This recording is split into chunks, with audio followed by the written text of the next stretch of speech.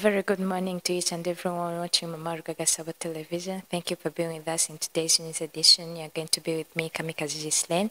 Now let's kick off with the news headlines. Rwanda and Brazil held first political consultations. Minister Nduhungirehe urged Tshisekedi to end hostile rhetoric and take steps toward peace. On the international news, Madagascar's youth protests escalate, demanding president's resignation. Now let's take a short break to be back into the news details.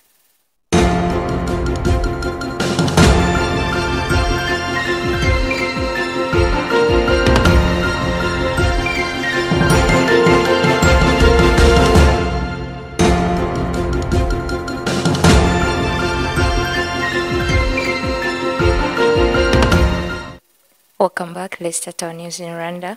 Rwanda and Brazil had their first ever political consultation on 9 October 2025 in Kigali, formalizing their diplomatic engagement via a newly signed Memorandum of Understanding. The pact was signed by Rwanda's Permanent Secretary for Foreign Affairs, Clementine Mucheka, and Brazil's ambassador to Rwanda, Ellen Vida Gala. The inaugural round was co-chaired by PS Mucheka and Brazil's Secretary for Africa and the Middle East, Carlos Duarte. The discussions explored existing areas of cooperation and potential new fields of collaboration. These include education, science and technology, health, agriculture, infrastructure and trade, and economic relations.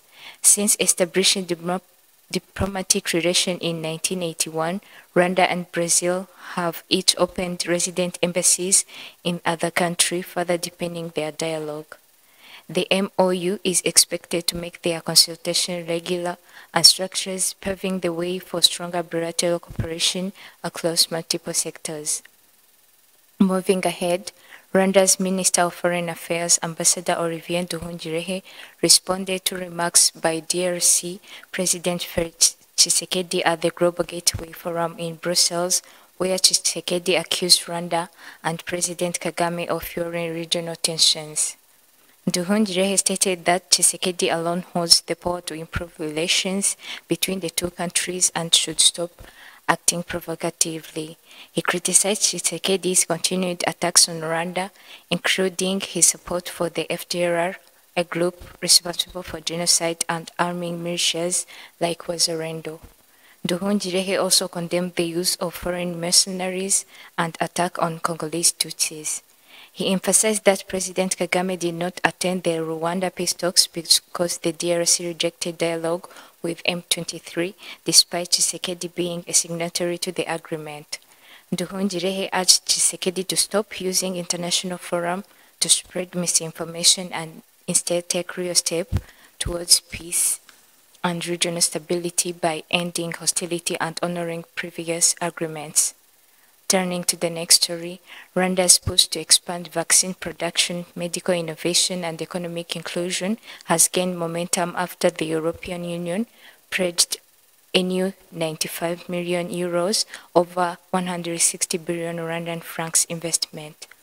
The funding was announced on October 9 by European Commission President Ursula von der Leyen after meeting President Paul Kagame in Brussels during the Global Gateway Forum. The package includes support for health initiatives and the economic integration of refugees. The agreement was signed by von der Leyen and Kagame in the presence of BioNTech CEO Ugo Sahin and European Investment Bank President Nadia Calvino. The European Union said the investment aims to help Rwanda become a regional hub for vaccine manufacturing and innovation. Von der Leyen also praised the Rwanda-DRC peace agreement, noting European Union support for regional integration. Rwanda launched BioNTech's first African manufacturing site in Kigali in 2023, backed by area European Union investments exceeding 93 million euros. Let's take a short break to be back into the international news.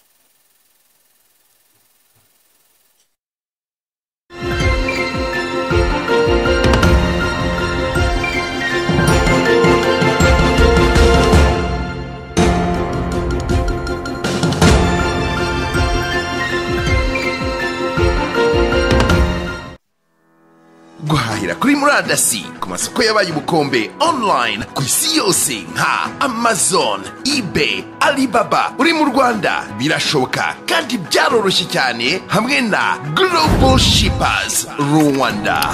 Tugane tugufashe kugura no kwikorera imizigo yawe kuva muri Leta Zunze Ubumwe za Amerika, Ubushinwa, Ubuhinde, Ubuyapani, Ubudage na Turkiya, maze kugereho byihuse kandi nta nkomyi.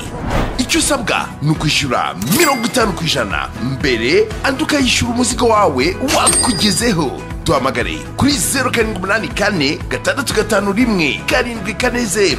Sanga andi makuru kuri wa@globalshippers.rwanda.com.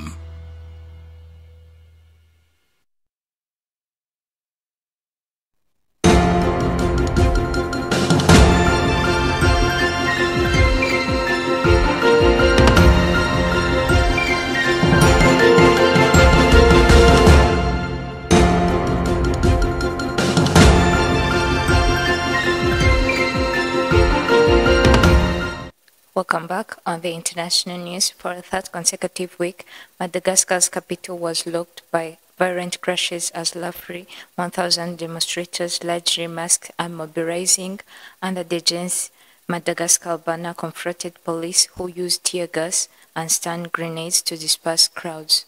Princess Mujisa proceeds. Listed in the African news, where for a third consecutive week, Madagascar capital was locked by violent crashes as roughly 1,000 demonstrators, largely masked and mobilizing under the Drc'S Madagascar banner, confronted police used tear gas and stun grenades to disperse crowds. The stained and erased marks the most significant challenge to the government in years. The protests were initially sparked by the widespread water and electricity shortages, but have rapidly expanded into a broader movement against arrest government, corruption, and nepotism. Despite the escalation crisis, which the United Nations report has left 32 dead, protests have rejected dialogue, underscoring the deepening distrust over the administration.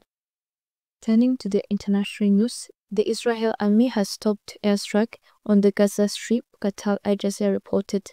According to a TV channel, the attacks stopped after the country's government approved the ceasefire agreement. Earlier, it was reported that the radical Palestinian movement Hamas demanded that the mediators of the indirect ceasefire talks in the Gaza Strip and the U.S. leadership obligate Israel to stop shelling the enclave. A statement noted that more than 70 people were killed or injured as a result of the shelling of the western Gaza City. On October 9th, the United States President Donald Trump announced that Israel and Hamas had reached agreements on the first stage of the peace plan following negotiation in Egypt. According to him, this stage involves the release of all hostages in the near future and the withdrawal of the Israeli troops to an agreed line within the Gaza Strip. President Trump emphasized that the first step have been taken towards a strong, durable, and everlasting peace.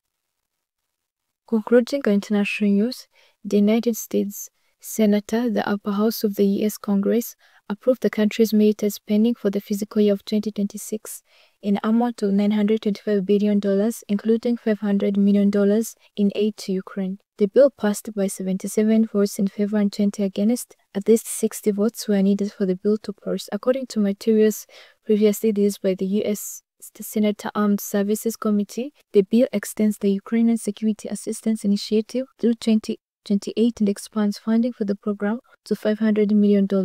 The UCA allows the Pentagon to enter into contracts with the manufacturers rather than providing equipment and resources directly from the U.S. arsenals. In September, the United States House of Representatives, the lower house of the United States Congress, passed its own version of the United States military spending bill for fiscal year 2026, amounting to nearly $900 million, including $400 million in aid to Ukraine. A special commission consisting of the representatives from both houses of the Congress will finalize the final version of the document. Only then it will be sent to President Donald Trump for the signature. Princess Mugisha Mumorgo, Gasau TV. As we come to the end of today's news edition, let's remind you of the top stories that we talked about. Rwanda and Brazil held first political consultations. Minister Nduhungirehe urged Tshisekedi to end hostile rhetoric and take steps toward peace. On the international news, Madagascar's youth protest escalate, demanding president's resignation. And this marks the end of today's news edition. Stay tuned.